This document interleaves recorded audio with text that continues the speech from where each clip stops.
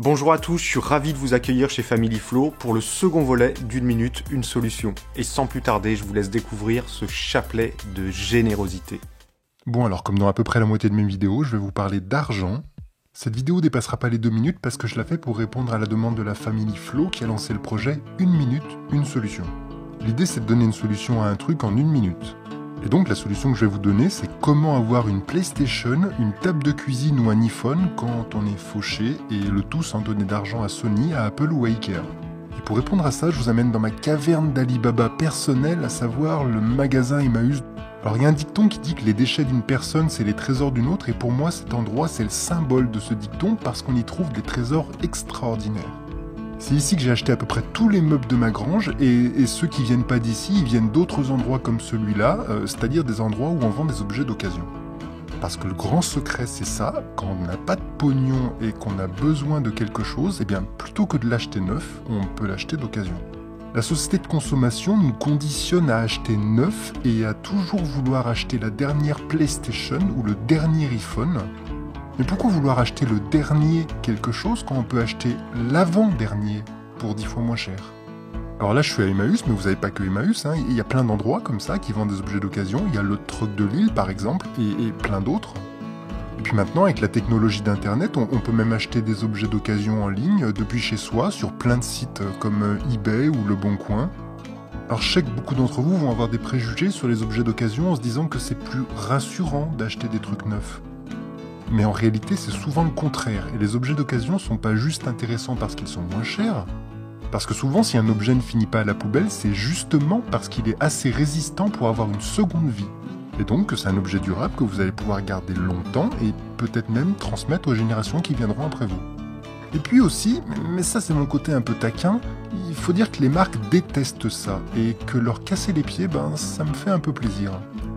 Parce que quand vous achetez une PlayStation d'occasion, vous donnez pas un seul centime à Sony. Et quand vous achetez un iPhone d'occasion, vous donnez pas un seul centime à Apple.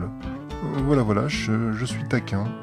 Bon, ça fait un peu plus d'1 minute, hein. Désolé la Family Flow si j'ai pas respecté le timing, mais si je devais résumer le truc en une phrase, je dirais « Sauve ton pognon, achète d'occasion ». Aujourd'hui, je suis allée me promener au parc avec mes enfants et ça m'a choquée. J'ai vu des enfants qui ne jouaient même pas, qui ne communiquaient même pas, qui avait un portable greffé dans la main. Pour moi, c'est un fléau de la vie moderne. Il y a combien de repas de famille, de moments interrompus par des sonneries intempestives. Ces gens qui sont esclaves de leur machine où il n'y a plus rien autour. Lâchons les portables, retrouvons une vie sociale. C'est un poison qui empêche la communication, qui entraîne un isolement, un individualisme, la superficialité, l'égocentrisme, un repli sur soi. Cassons cette boucle qui endort les cerveaux par une simplicité de vie, de moments passés ensemble. Vivons le présent, reconnectons-nous au naturel. Si nous faisons un pas l'un vers l'autre, on peut construire un avenir meilleur. Alors levez les yeux de vos écrans, arrêtez de gaspiller des heures de temps de vie pour courir après le temps qui reste. Je citerai Jean d'Ormesson pour terminer qui dit « Éteindre le téléphone, c'est rallumer le reste du monde ». Il a tout dit. Alors 1 minute, une solution. La nôtre, ça a été d'arrêter de se dire que le problème venait d'ailleurs. Le problème, c'était pas notre boulot qui nous permettait pas de passer du temps avec nos enfants. C'était pas qu'on payait trop d'impôts, c'était pas qu'on nous obligeait à vacciner nos enfants. C'était pas qu'on donnait une éducation qu'on pensait débile à nos enfants. C'était pas qu'on bouffait de la merde. C'était pas que on devait payer des amendes pour des vitesses, des excédents de vitesse. C'était pas parce qu'on trouvait pas de place de parking. C'était pas des devis à la con pour 2 robinets, changement de 2 robinets. Non, c'était pas tout ça. C'était qu'on faisait rien en fait. À part s'en plaindre, on faisait rien. On pensait que le problème venait d'ailleurs et que la solution venait d'ailleurs, mais c'est ça.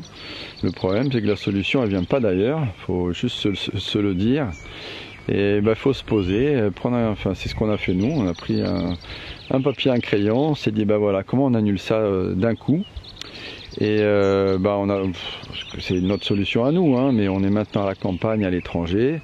Les impôts c'est terminé, les parkings c'est terminé, la bouffe, on bouffe comme des rois, c'est notre bouffe à nous. Il n'y a plus de factures, de devis parce qu'on fait tous les travaux nous-mêmes. En fait, on a pris tous les problèmes un par un et puis on a trouvé un truc qui nous permet de les annuler tous. Donc c'est pas compliqué, hein. La solution elle est en chacun de nous, c'est tout. On cherche toujours des modèles, des inspirations pour notre vie, mais je crois profondément que la solution, elle est en nous. Tout part de nous. Et ça passe bien par un mode de vie plus conscient. Essayer en toutes circonstances d'être la meilleure version de soi-même, en analysant nos pensées, nos actions, notre mode de vie, notre consommation. Est-ce qu'on peut faire mieux?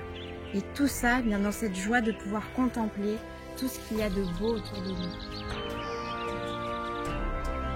Retrouvons ce bonheur dans les choses simples et dans le présent de la vie. Se balader en nature, profiter d'un beau soleil, cuisiner un bon repas, passer de bons moments en famille ou entre amis. Il y a les choses qui arrivent dans la vie et il y a ce que vous en faites. Alors soyons ce changement et puis merci à la vie, merci à vous, merci à la Family Flow pour cette belle initiative. On se retrouve très vite en attendant beaucoup d'amour et à la prochaine. Plantons la vie, plantons l'amour. La vie est mouvement perpétuel, mouvement qui génère aussi bien du plaisir comme de la souffrance, de la beauté comme de la laideur, de la lumière comme de l'ignorance. Constamment, nous percevons le monde à partir de notre sensibilité à le considérer d'une qualité ou d'une autre. Notre critique se base sur la manière dont nous pensons les choses justes ou relevant d'un jugement bien personnel. Pourtant, tout cela n'est que pure subjectivité. Le fruit d'une perception conditionnée par des concepts liés à notre propre histoire, notre propre vécu. S'il est une réalité commune à tous, d'exister comme étant l'expression manifeste de la vie, en revanche, il appartient à chacun de se créer sa propre réalité, en gardant à l'esprit qu'il n'y a de vérité que celle que nous acceptons d'adopter. Soyons les artisans de notre propre vie, et refusons de nous laisser imposer des schémas qui ne nous correspondent pas. Soyons libres.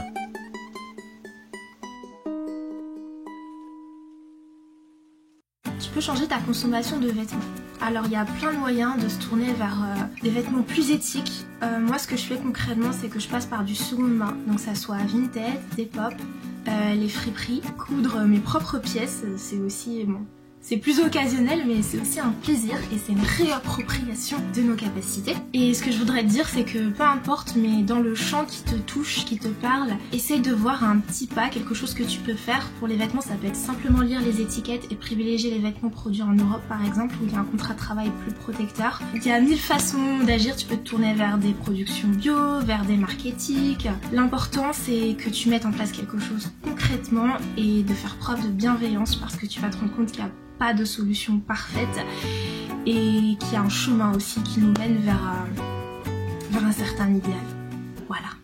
Alors j'imagine qu'il y en a beaucoup qui ont pensé en voyant ma vidéo que c'était bien gentil d'envoyer tout balader, qui m'avaient pas attendu pour y penser, mais après, je répondrais que je sais pas de quoi sera fait après, mais on s'occupe de maintenant en ce moment et ça nous prend tout notre temps.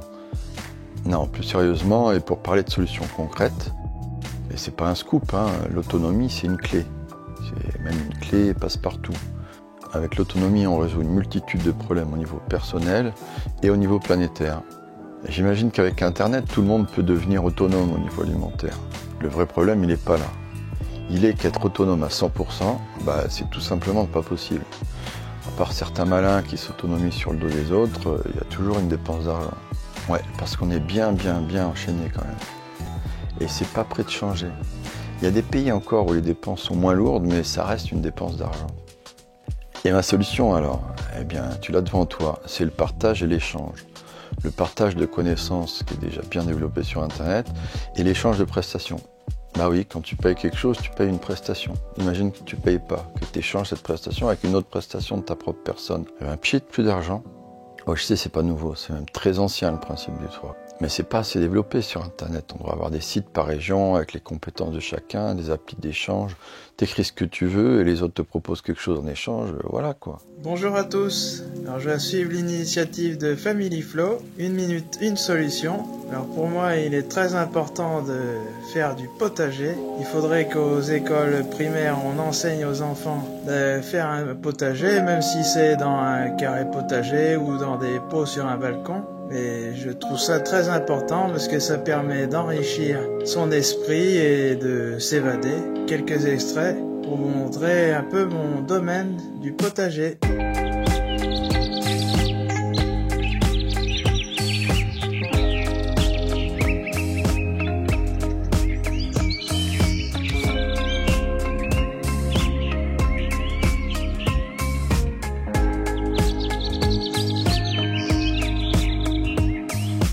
À bientôt. Et voilà les amis, merci beaucoup à tous les participants. Je reçois de plus en plus de vidéos et ça donne vraiment du baume au cœur. Merci pour votre générosité. Et pour toutes les personnes qui veulent participer, vous avez les liens en barre d'infos. Donc n'hésitez pas, envoyez-moi vos minutes de solution et vous ferez partie des prochains volets. Allez, pour conclure la vidéo, je vais vous donner un tout petit conseil que j'ai pu expérimenter moi-même. C'est de faire le maximum de choses par soi-même. Tout simplement parce que ça nous évitera d'aller travailler et de payer quelqu'un d'autre qui le fera à votre place. Ça paraît simple, mais ça change la vie. C'est tellement enrichissant de faire les choses soi-même, ça donne une telle satisfaction, et puis ça permet d'apprendre les choses, de comprendre les choses. Voilà, c'est une petite solution rapide, pas chère, et qui permet d'avancer et d'aller plus loin. Je vous remercie vraiment d'avoir regardé cette vidéo. 1 minute, une solution, l'histoire continue, je compte sur vous.